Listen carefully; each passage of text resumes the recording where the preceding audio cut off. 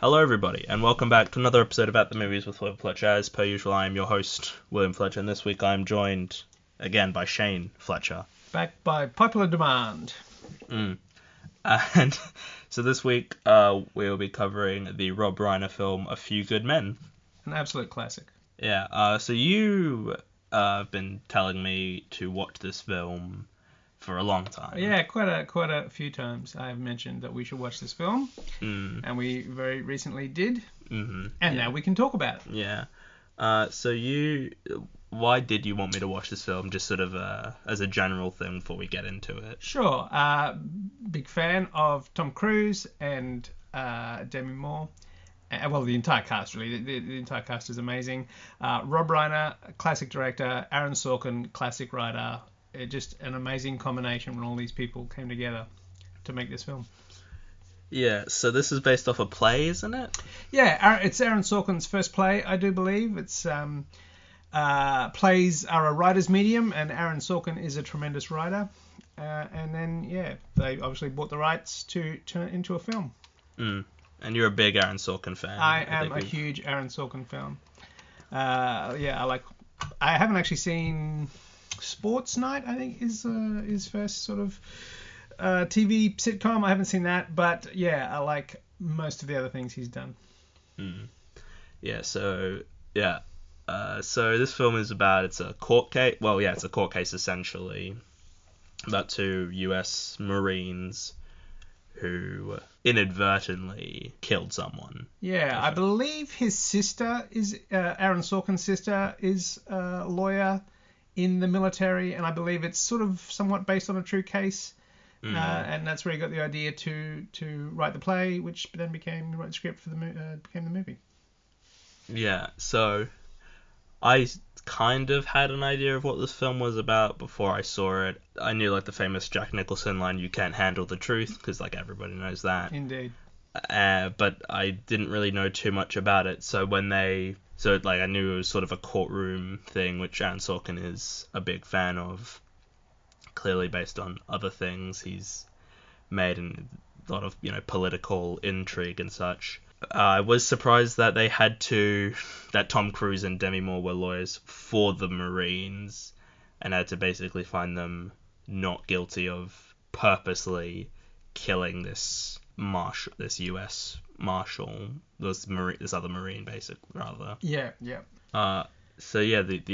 opening is the thing happening is them inadvertently killing this Marine because he messed up, and the Marines have a very bad culture in them of deciding to, punishing those who step out of line, because the military is just not a good place to be for people. Yeah, I mean, the movie's from 1992, so it's 30 years ago. You'd like to think things have changed since then.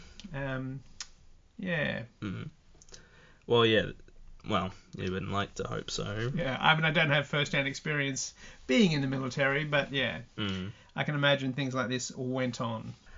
So to start off cast-wise, there's a lot of famous people in this one. It's an amazing cast, just incredible. Large cast, Tom Cruise leading, who I think is a very good actor, albeit a bit mental, but he's a good actor, so I think he sort of balances out, I guess. You like Tom Cruise, don't you? I do like Tom Cruise. He is a lot of fun, and he is really good in this. He's good in most things. Like you say, he's a very talented actor, but this is an amazing performance.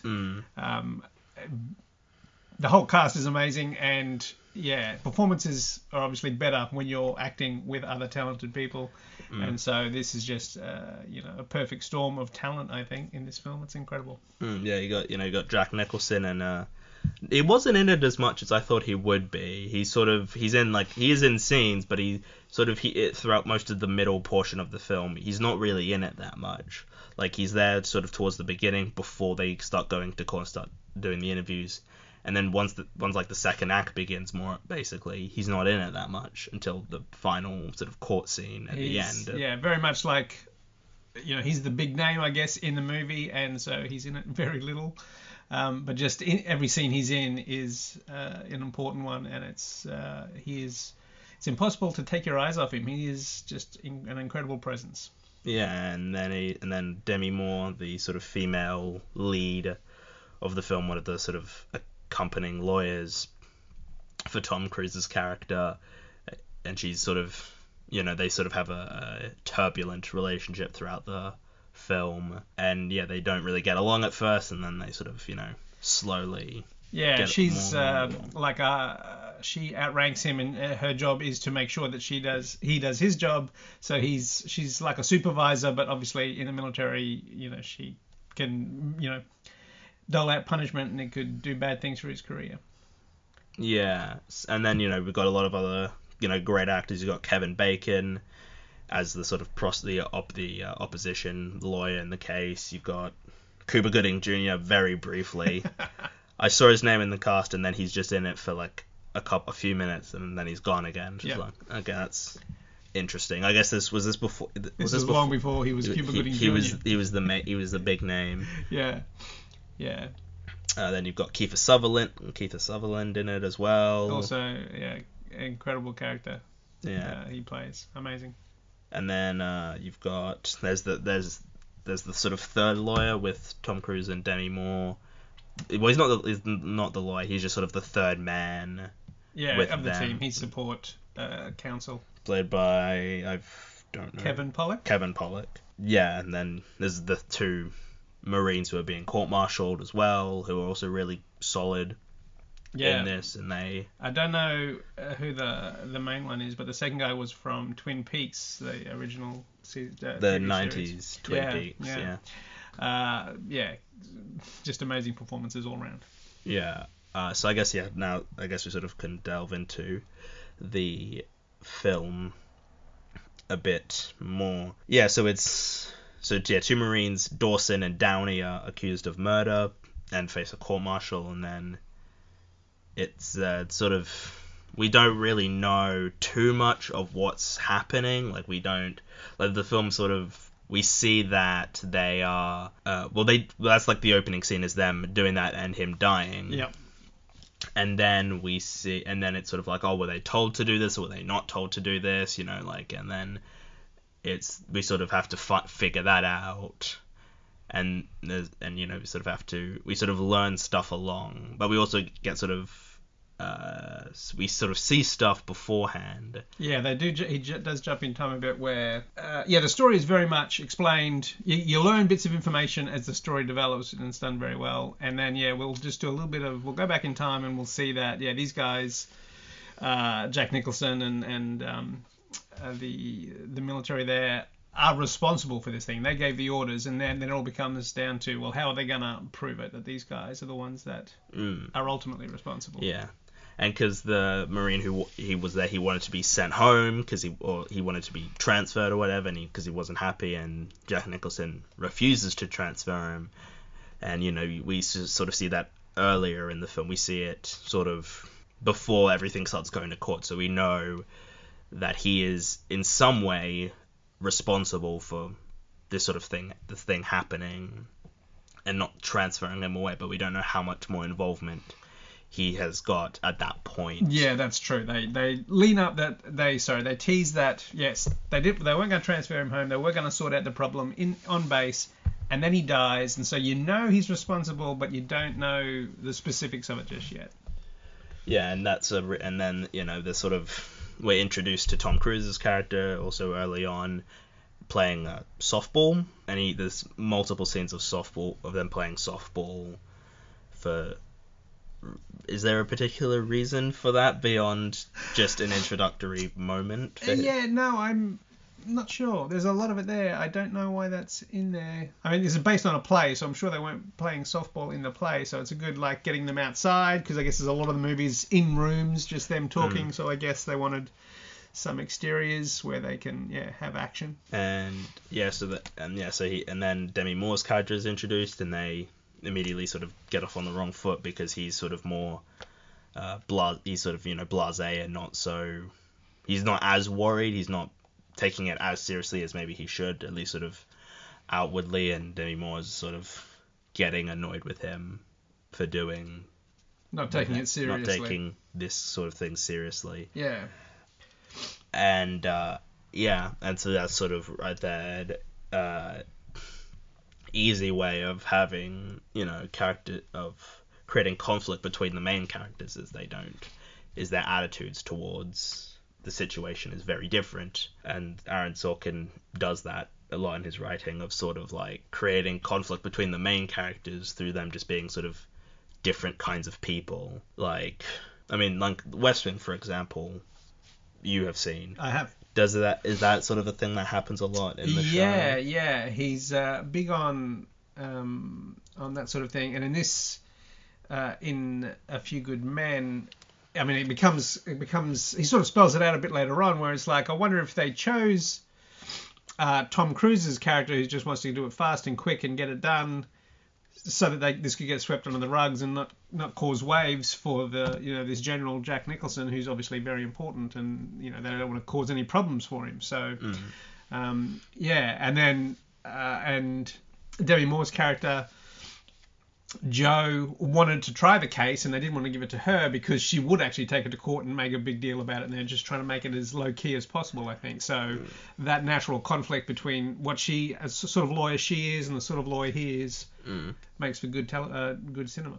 And so that's the sort of very early on, and pretty much most of the first act is just them determining, if like what they're gonna do, and like the sort of what they're going to be doing, basically, if they're going to go to court or not.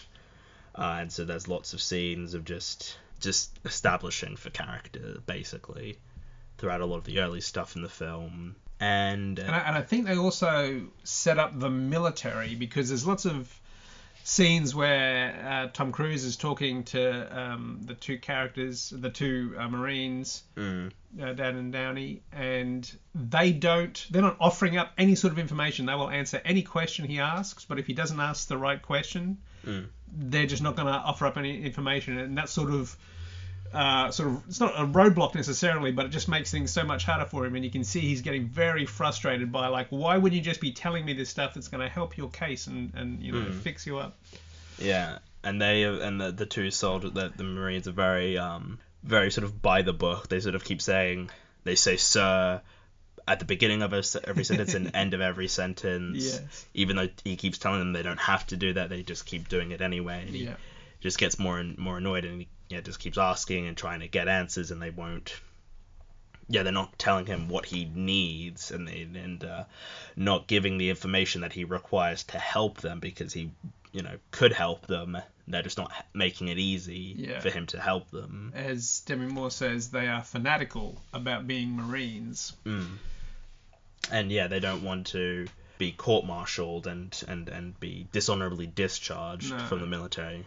They think. It's sort of hard to say what they think, but yes, they're just going to come in, say what happened. They don't think they're wrong. They just want to, this to be over for them to go back to their base and carry on being Marines. And they don't sort of see the bigger picture of, they need to explain their case of why, and make excuses and that sort of thing. And they don't want to do any of that. They're just saying, nope, we were given orders, told what to do, we did it, and we didn't do anything wrong. We're Marines and we follow orders. Yeah, and so we're sort of going back and forth between Tom Cruise's character and his sort of stuff, and then back to the military, and them sort of talking about, we go back in time, we see that they didn't want to transfer him, and then they have the scene with Jack Nicholson and his sort of two main confidants, I guess. His two main. Yeah. I'm sorry, we didn't mention the other guy, the second in command there. Yes. Who was also a big actor. Yeah. Who I can't remember right now, but also amazingly talented. Yeah, and so and then they're talking, and then then Nicholson's character says that they had planned to transfer the Marine, but we know that wasn't happening before we see an earlier scene, like I guess like the day before or whatever when he died. That they said, we're not going to transfer him. And so we know as an audience that he is lying, and it's the sort of, we know stuff that characters don't, which at times can be sort of annoying, when we know stuff ahead of the characters. Like, typically you should find out stuff with the characters as the story's progressing, and if it's not that, then it's a problem, because it's just like, well, I don't, it's sort of more annoying. But I think Sorkin writes it in a way that it's not. Yeah, annoying. He's teasing, and because he says this a few times in there as well, where he teases out the information, and Tom Cruise says multiple times, it doesn't matter what we know or what we believe, it only matters what we can prove. So even though they might know this thing that happened, if they don't have any proof that it happened, it doesn't actually help them plead the case in via the law. Yeah, and there's also the whole thing of, if they take this to court, they're not able to sort of prove it. Well, it could go very badly if they try to prove it in court, and even at the end where they've got Nicholson's character in court, and they sort of don't know if they should do that, because if they do and he's not found guilty, then that could sort of ruin their careers effectively. And so that's sort of a thing as well. This is towards the end of the film, when they want to put him on the stand to ask him questions. Yeah. And they sort of have to basically, it's a massive risk that they have to take at that point. Yeah, it's said a couple of times. Demi Moore says it near the end of the film, and Kevin Bacon says it earlier on as well. So that you can't just accuse these, military generals and higher ups of crimes, because if you can't prove it, then you go to jail for tarnishing their reputation. Yeah, and that's sort of a thing with court. It's in court sort of in general. It's hard to accuse people in the military, especially high-ranking people in the military, of things, because people don't really want to go against them and send them to jail, even if they did do it. Yeah. Proving them guilty is tough, and accusing them without the proof will come back to bite you. Yeah. And that's sort of a problem, but with it's hard. They're put in a hard position of, like, they don't, because it seems kind of cut and dry that, well, no matter what, the Marine was killed. They just have to prove whether the two Marines who did it, Dawson and Downey, did it without any sort of prompting to do it, or if they were told to do it by a higher official. And we sort of learn about how in the court, in that's sort of a code of honor in the Marines, is you don't snitch on fellow Marines, because it's just a code of honor. And I think it really highlights a problem in the military, how bad it is, like, because Aaron Sorkin is a very left-leaning writer, sure, as is shown in evidence by most of his work. Yeah. West Wing, the president is a Democratic. He's a Democrat, yeah, Democratic absolutely. president. Yeah. In that show. And even in stuff like Trial of the Chicago 7, it's sort of looking at the people who were in that film, that people standing up for the war in Vietnam and how it's a bad thing, and they're obviously left-leaning people, because war is bad, and it's more likely someone left-leaning is going to go against it. Yes. And and I think this film really illustrates how the sort of culture in military, we don't see a whole lot of it. We're more sort of just told things about code reds and how that whole group operates, because you don't really need to see it. It's not like there's certain films where you kind of need to see it, like Full Metal Jacket, for example. Oh, sure.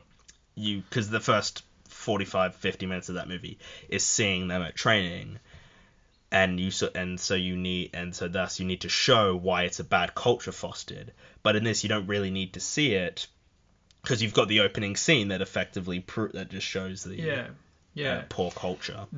He does, obviously, Aaron Sorkin does obviously have a certain viewpoint, but he gives sort of voice to both sides when Joe and Demi Moore's character and Kevin Pollak's character both say what they like about these guys and what they don't like, and so yeah, he's trying to make it a sort of a balanced view. But he definitely comes down on one side rather than the other. Yeah, he doesn't sort of leave with he doesn't leave his stories with like just like he doesn't leave them open ended. He always just comes down on the side of like one, which is one side or the other. But typically, which is, you know, it's fine, like because he's, and it's not that he's not being dismissive of the other arguments or anything. He's demonstrating both arguments and both sides of the discussion, and he's representing both of those, which some people, you know, which is because some people sort of like, oh, in these sorts of things they only show like one side of the argument, and they never show the other side and they don't illustrate it. But I think in this and in his other stuff he shows both sides of the coin of like, you know, this is why this side is, you know, this is why this side thinks this way, and then this is why this side thinks this way. Absolutely. Both sides are equally presented, I think. Yeah, and like both sides, neither side is perfect per se, but they are both shown, and here's the facts of both, and then comes down on one of the sides to. Yeah. I mean, yeah, exactly right. I don't know what like you were talking about the what life is like in the military, and we don't really know, but you can see when Jack Nicholson orders the code red. I don't know if we're giving away spoilers right here, and gets Kiefer Sutherland's character and has it all done. He's doing it for what he thinks is the right reasons, and you know, perhaps there is something to be said about it, because a couple of characters come in and say, yeah, we were given code reds and it helped train us and made us be better soldiers. So I think the point of the story is when it went bad, instead of saying, yes, these are the consequences of it, they just said, no, we had nothing to do with it. These other two guys are guilty, and, you know. Yeah, because we do see, because I don't agree with that whole sort of hazing culture, but I can understand why in the military it's not okay, but I can see where they're coming from, because they need the toughest, strongest people in the military to fight in their wars and everything. Yeah, because mistakes are literally life and death. So it's a different sort of culture that I really don't have any experience with at all. Yeah, and then so Tom Cruise's character, he's and you know, he also is notorious for having plea bargains in court as well, and he's sort of not he sort of tries to get the cases over and done, as you were saying before, as quickly as possible. Yeah. And he presents it to his clients and says, 6 months, you could be in prison, and then after killing this guy, go to prison 6 months and you'll be out. And then they say, you know, sure, but then what do we do? Because we're soldiers, and if you're going to take that away from me, then you're actually taking everything away from me. So it's not the matter of 6 months, it's a matter of this is my life, and you're asking me to give it up. So again, I think it seems like that's why they gave the case to Tom Cruise, to try and get it all go away quietly. But I guess they didn't count on the Marines being fanatically Marines. Yeah, and you know, it seems like, because on a surface level, it seems like 6 months, you know, for killing someone, that's a pretty good deal, because typically you'd get several years for killing someone, even not on purpose, you know. But they are very much not a fan of that, because it would mean they're not in the military anymore, and that's what they want to be, and that's what they want to be doing. So it's and you know, Tom Cruise is getting more he's getting more, you know, he's finding it very difficult to try and communicate with them, because they're not. And vice versa as well, I think. Like, they're saying, do you think we were right? And he's saying, I think you'll lose. And it's like they're talking about two different things. Tom Cruise just wants them to win, or to have the least amount of pain possible. And these guys are just not going to say they did the wrong thing just for the convenience of going home in 6 months. Yeah, and his character, Tom Cruise, is, you know, he sort of wants to be taken off the case, because it's just like he doesn't. he doesn't see a point in it, because they're not pleading guilty and taking 6 months, but also he doesn't want to take it to trial because it's the odds are sort of insurmountable. They will lose, and they'll lose big.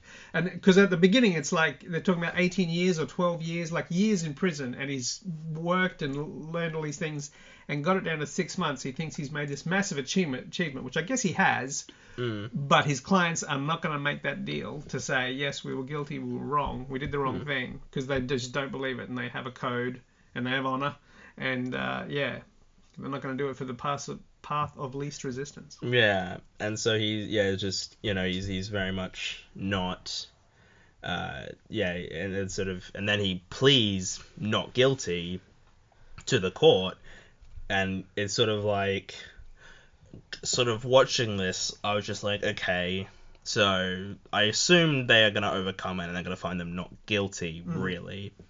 But I'm just like, how though? Because the evidence is it seems pretty clear cut, like, that we do see them doing it, and then we are shown that the opening scene of the film. So you sort of have, we sort of are privy to stuff that, again, the characters aren't. Yeah.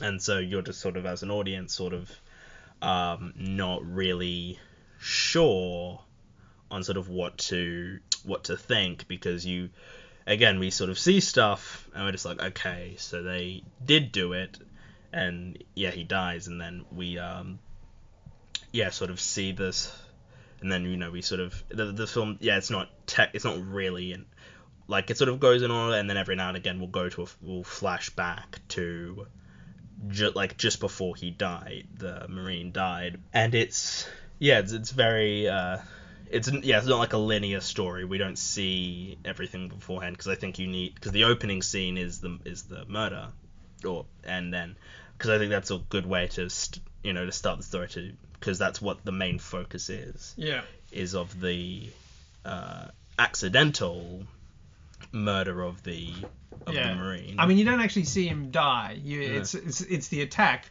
where they get him and they're just putting some gaffer tape on him and they're going to take him away. And again, it's just, like you said, it was sort of hazing, training sort of thing. And you don't actually see him die at that point. That all comes out later. But yes, the story is told non-linear as you learn more about who they are, who all the characters are, as you're learning their story as they investigate the crime, I guess. Yeah, and so we sort of there's a lot of sort of the first act basically is everything pre them going to court in the trial, pretty much, and so that's and that it just set up the characters and the case, and presenting the arguments on both sides, and how the odds are very much not in their favor to get them off, to find them not guilty. Yeah. And so they need, and there's lots of scenes. There's a scene where they go to Dawson, they go to one of the the Marine who died, his locker.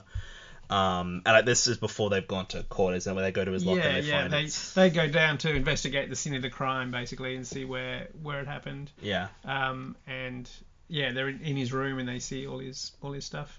Yeah, because nothing has been touched since he was killed, because it's a crime scene and you're not really meant to mess with that kind of stuff. So yeah. And they sort of do sort of a lot of investigating early on to just sort of try to get to see if they can build any sort of case, because it seems very difficult to try and that's where they meet the three military guys. They meet Kiefer Sutherland, is it, I want to say Michael McKean, but that's not right, TJ Walsh, I think it is, and Jack Nicholson. JT Walsh and Jack Nicholson. They meet the three military guys who are in command there, who were the commanding officers. And they set up those sorts of relationships as well. Yeah.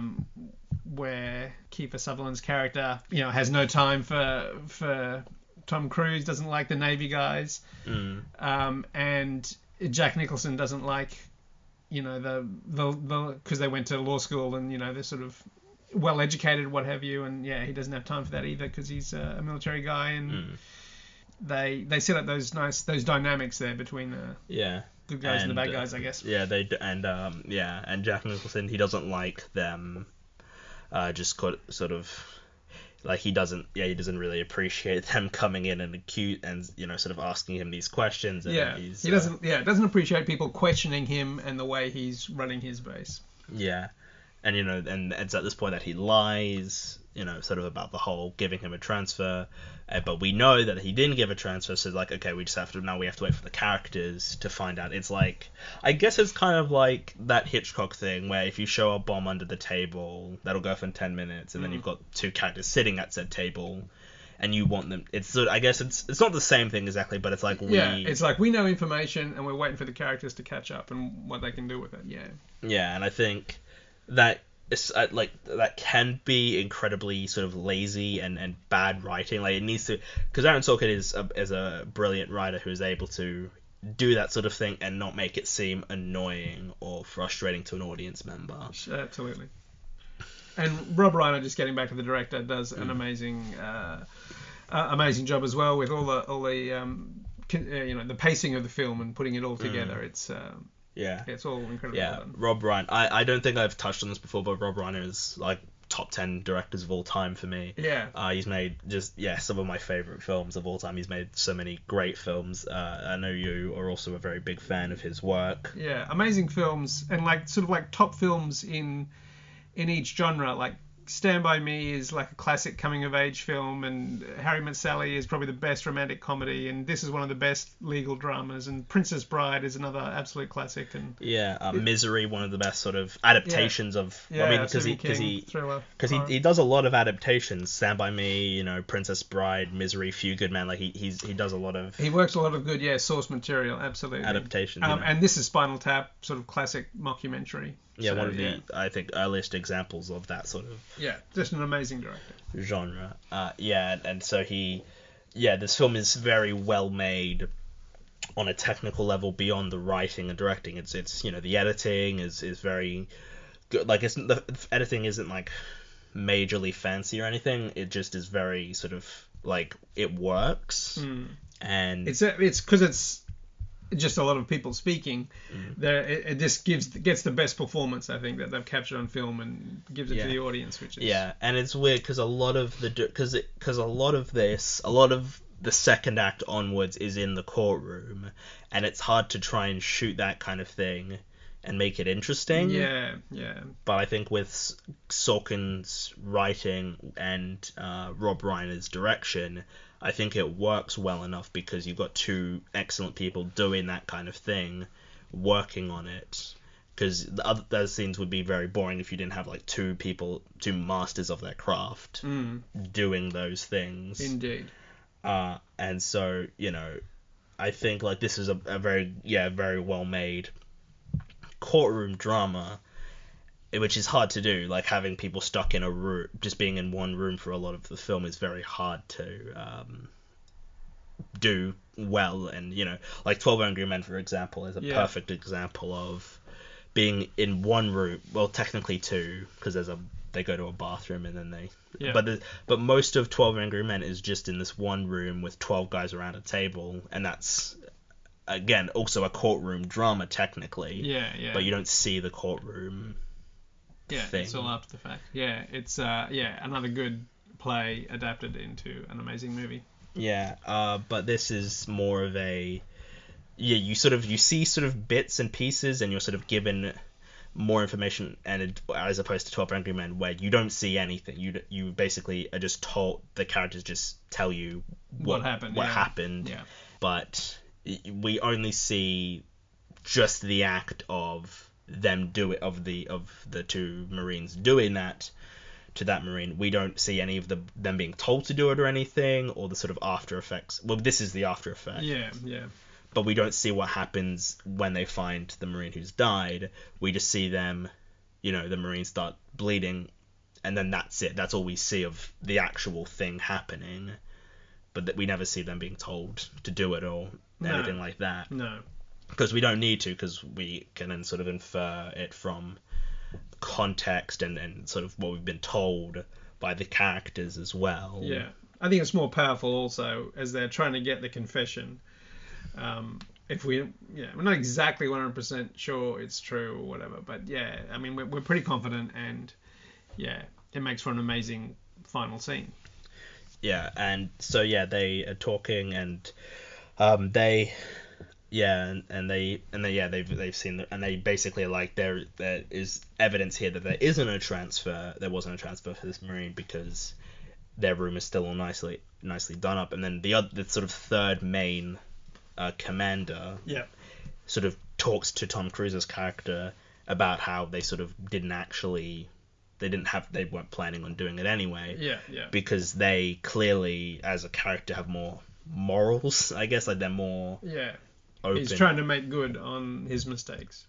Whereas Kiefer Sutherland and Nicholson are not. They believe they're in the right. And that they've done nothing wrong. Yes. And then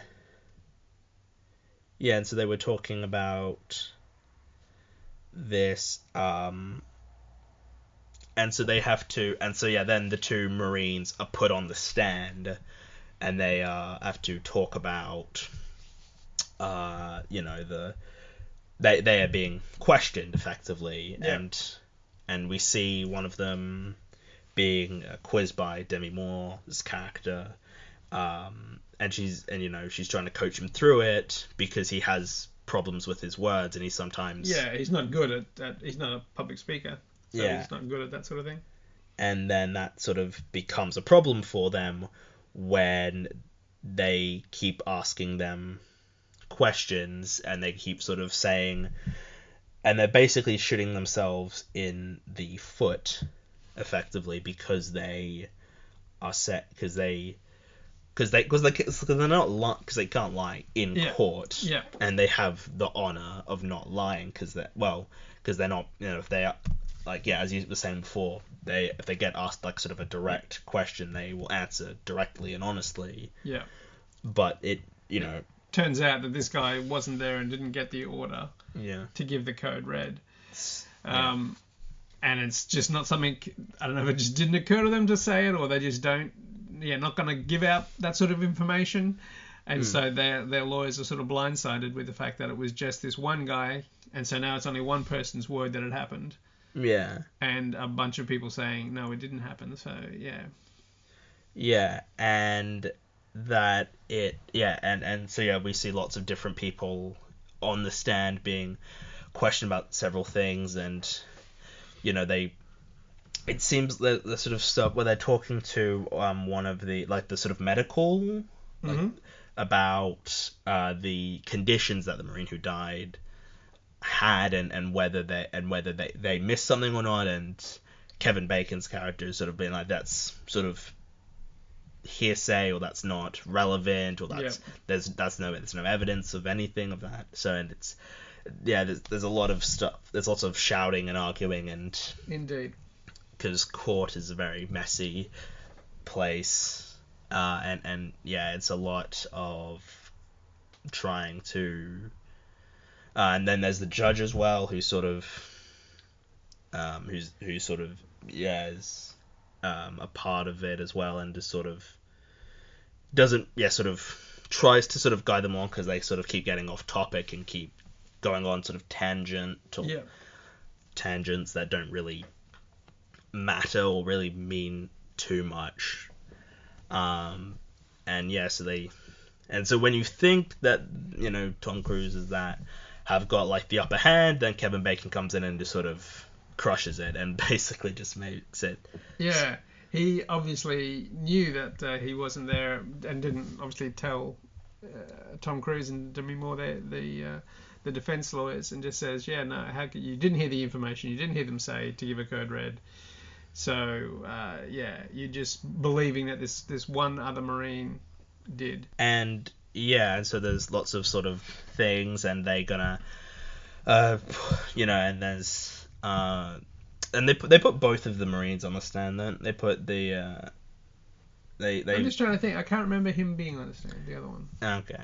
Well, I guess because it's not as important to this, it doesn't really affect. Yeah, I don't know whether that just happened off camera or didn't happen. Yeah.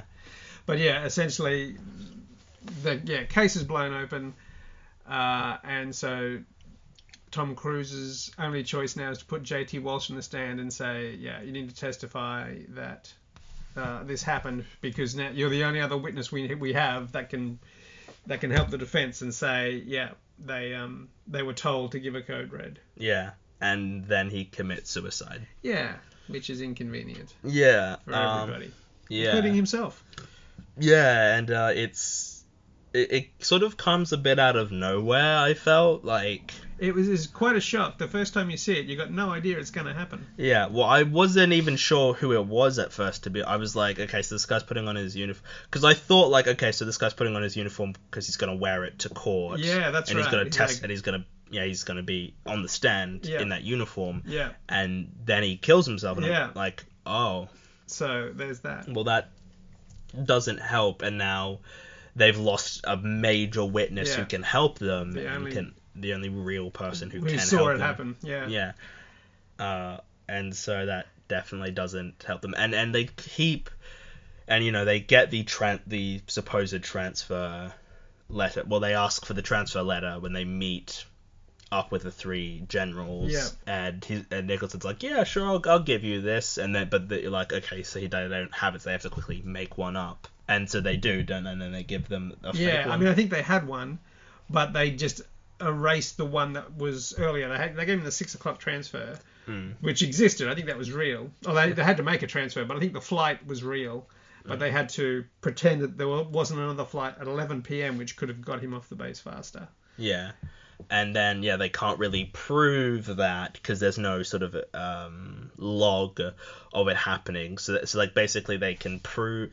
Isn't it that they can prove one left at this time, but it didn't land at this time? Like, they can prove... They can't prove anything because it happened, 3 weeks or 4 weeks ago and no one can remember. But there was one that, like, left at this time, and there was one that landed at this time, but you couldn't prove when that first one had landed to wherever it was going and where the other one I think they doctored from. The logbook so that, you couldn't tell that there was an 11 o'clock flight that then landed at 2:30 in the morning or whatever at another place, so... Yeah, and so they sort of... At this point it's the end of the second act when Markinson commits suicide, and they are basically in despair. They're like, okay, so this case is just lost now because they don't have any major witnesses. They don't really have anything. Yeah, all they've got is their Marine saying one Marine saying we were given a code red, and a bunch of others saying no, they weren't. No, they weren't. They did this of their own volition, and it's because it's hard to prove one person's word against however many other people have come forward, as well as the evidence that one of these guys, he didn't actually hear a code red being given because of where their location was to when the code red was given. He was still running back from training or whatever. So Tom Cruise gets drunk because he knows the case is blown wide open and then they don't have any chance really.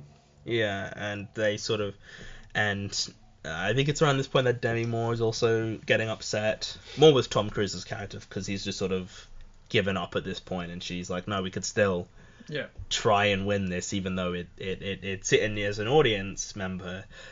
I was just sort of like, this doesn't seem like a good... This doesn't seem like this is going to go well, because... No. But she's saying what they know, and Tom Cruise is just screaming, it doesn't matter what we know, it only matters what we can prove. Yeah, because they could say this is hearsay. There's no actual. Yeah, that's right. Without evidence, it's nothing. Yeah, and as I was watching this, I was like, because I knew about the scene with Jack Nicholson saying you can't handle the truth, so I'm like, okay. And then they're like, we'll put him on the stand. I'm like, oh, so this is where this is, because he hasn't been in the film from the beginning. No, like he's very small. There's the scene with him at the at Guantanamo Bay being like, yeah, we'll get you that transfer letter, and then we don't see him for the entire middle section of the film. No. And then he comes in at the third act, and he's put on the stand, and it's and this they like, yeah, we can put him on the stand, but we'll be, if we can't prove anything, then we'll be court-martialed and Yeah. we'll get in big trouble because Yeah, this that's is right. The only hope we have is to get him to admit that he did it. And Tom Cruise is saying, I think he wants to do it because he's met him and talked to him. He knows how arrogant he is, and he wants to say, yes, this is me, and you can't tell me how to, train my troops. And yeah, I'm a general. I'm a whatever 4-star general in the army, and yeah. Yeah. And we also see, is it in this scene or is it in an earlier scene where they give someone like a book, and they're like, does it say in this book anywhere about the whole Code Red thing? And yeah, they're like, that's early on in the trial where it seems to be going well for our heroes. Where the Kevin Bacon is trying to say Code Reds don't exist in the military. We don't have them in there's no official writing about them anywhere in these manuals for the Guantanamo Bay or the Marine Corps Code of Conduct and that sort of stuff. yeah, and then Tom Cruise is like, is there a page on the mess hall or whatever it is? Yeah. And they're like, no, there isn't. It's like, so how did you know where it is? And it's like, because we were told where it is or whatever. Yeah, it's we like, just followed everybody else when it was time to eat. So just again, sort of showing that people are just following orders. Yeah. And it's because again it's a good, that's a good look, that looks good to us because it's like, okay, so even the more basic stuff about where do you go to eat isn't in this kind of book, even though it should be, but it isn't, and that works in their favor. And then they sort of then start losing more and more in the case, and they lose witnesses, and the evidence is sort of really put against them, and then they and surprises about one of them not being there to be given the order about the Code Red, and then Markinson kills himself, and then they've got nothing. They're at their lowest of the low. Yeah, and then they put Jack Nicholson's character Jessup on the stand, and because he's a bit and they are very. Yeah, they have sort of when it's suggested that they do that, they're sort of like, no, this is a terrible idea, we shouldn't do that.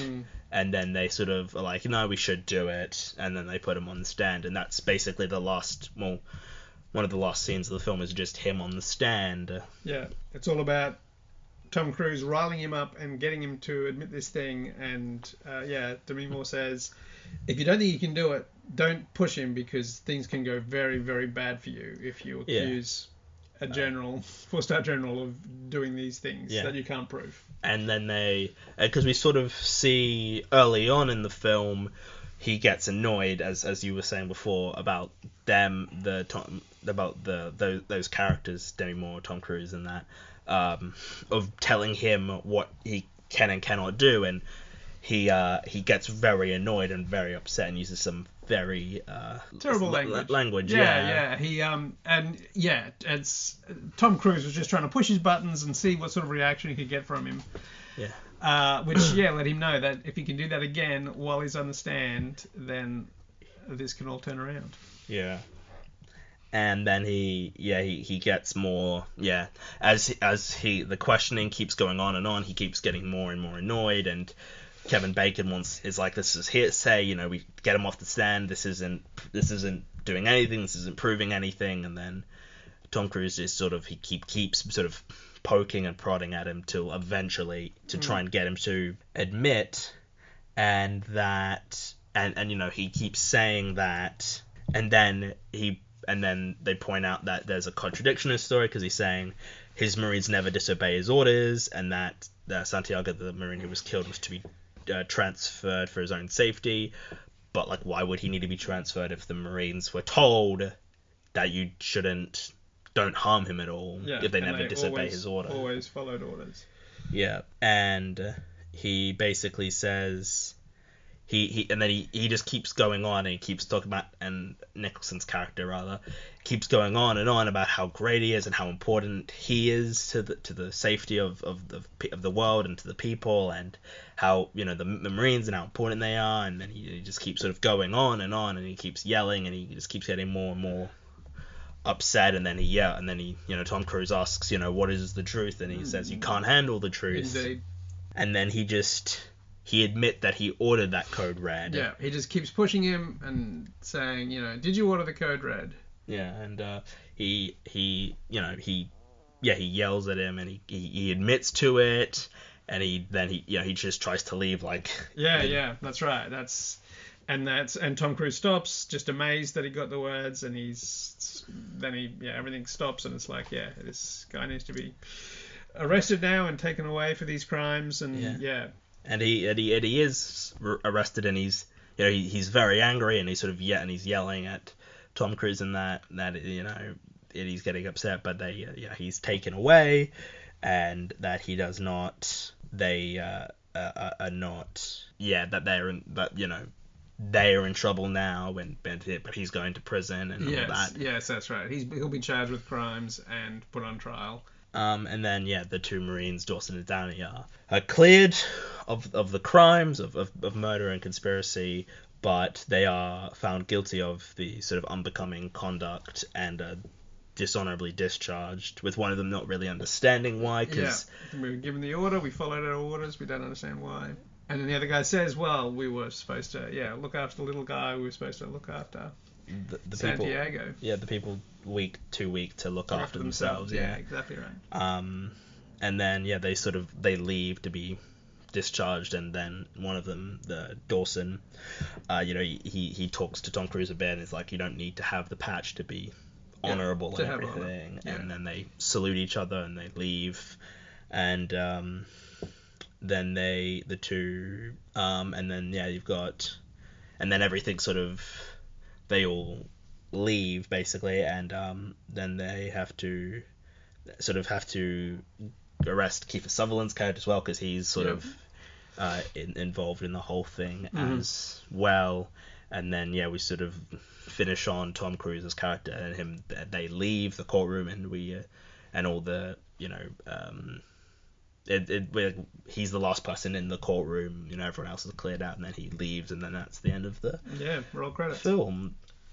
It's a happy ending, but it also it's I guess you could say it's a bit melancholic. They found him guilty, and we as an audience know that he seems quite guilty, but it still happened though, and they couldn't. And I think that's it. They couldn't just let them get away scot-free because this Marine is still dead. So they get discharged, but they can move on to the next part of their lives now. So this is this film, just before we wrap up with scores and we wrap this whole thing up. Sure. This one was nominated for 4 Oscars that year. It was nominated for Best Picture, Best Supporting Actor for Jack Nicholson, Best Film Editing, and Best Sound Mixing. Yeah, he didn't get Rob Reiner didn't get a nomination for Director, which is just insane. And Sorkin didn't get a writing nomination also either. Insane. Yeah, so they lost Best Picture to Unforgiven, which was the Best Picture that year. They were also nominated alongside The Crying Game, Howard's End, and Scent of a Woman, which you're a fan of. Yeah, that'll be another podcast episode we do. Yeah, Jack Nicholson lost Supporting Actor to Gene Hackman in Unforgiven. And then they were also, and for editing, they didn't win editing, but they also lost sound to Last of the Mohicans, and then they lost film editing to Unforgiven. I guess Unforgiven just swept, winning 4 Oscars that year. It's weird though, because it seems like this kind of film would have gotten more, like Aaron Sorkin for writing, Rob Reiner for director, Tom Cruise for actor, Demi Moore for supporting actress. Certainly they should have all been nominated a bunch anyway. And it's just sort of interesting when. A different time, I guess, 92. Yeah. Westerns were obviously still big at that point. And Clint Eastwood Westerns, I guess, were a big thing, because he was it was his sort of. It was his time, his era, I guess. This film is this is a really good movie. This is a bit quicker than I thought it would be, but I guess it's just talking about how good this movie is. Just went through the story and the beats of the story, and because there's not as much to talk, because this isn't because I guess the problem with really great films like this is you can't, because most of it is just talking about how good a film is, as opposed to like last week where we did the Jurassic World films, because those films are decent, but they've got problems, so you can talk more about that. Sure, that's fair enough. Yeah, no, I don't couldn't see a lot of problems in this film. I don't know what I would have done differently. Yeah. So for me, this is a 9 out of 10. It's really good. This is not my favorite Aaron Sorkin. Maybe it's my favorite. No, it's not. A Social Network is the best thing I think Aaron Sorkin has made. Fair enough. But I think this isn't my favorite thing Rob Reiner's directed either. This is probably like 4. I've seen 5 films. I've seen Stand By Me, Princess Bride, When Harry Met Sally, Misery, Few Good Men. Yeah. Which is an incredible run of films right there. That's amazing. Because they're all back to back, right? Those 5 back to back. Those 5 back to back. That's incredible. Yeah. That's incredible. And he made them within the span of like 6 years. Yeah, 6 years he made 5. 6 years he made those films. He made, That is amazing. Wait, actually, is it 5? Yes, 6. 86 to 92, is that right? Yeah. So, it's not as good as, 3 of those films. But it is a really, really great film. It's very well acted, written. The directing is very good, despite it being mostly in one in that courtroom for a lot of it. It's very hard to make that sort of directing interesting. Yeah. Obviously, he's relying a lot on the writing at that point and the story. But able to get those because you need good actors to read that dialogue, and you need to be able to get those performances from those actors, and just that great cast helps things too. Absolutely. Because if you have because like Sorkin dialogue and writing, you need very good actors to read Sorkin dialogue. Yeah, I mean, this was his first film. Aaron Sorkin's obviously well known for having everybody say his words exactly as they're written. I don't know if he could command that with this on his very first film script.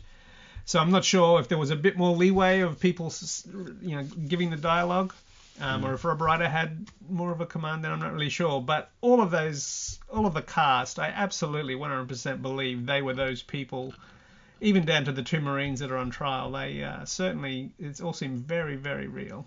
Yeah, so it's a 9 out of 10 from me. Yeah, it's a 10 out of 10 for me. It's just an incredible film. Yeah, it's just really good. Thank you all for listening to this episode. We did another episode a long time ago on Firefly and the Serenity film, which is much longer than this, but... And we've done one in the middle there, haven't we? We did one talking about the Oscar nominations for this year. Right. Yes, that's right. I couldn't remember what movie that was. Yeah. And I'll be back in the future, I'm sure. We'll do another one. He keeps telling me to watch all these films. Yeah, there's all sorts of great films you got to catch up with. Yeah. Thank you all for listening to this one. I hope you enjoyed, and I will see all of you in the next one. Goodbye. Bye.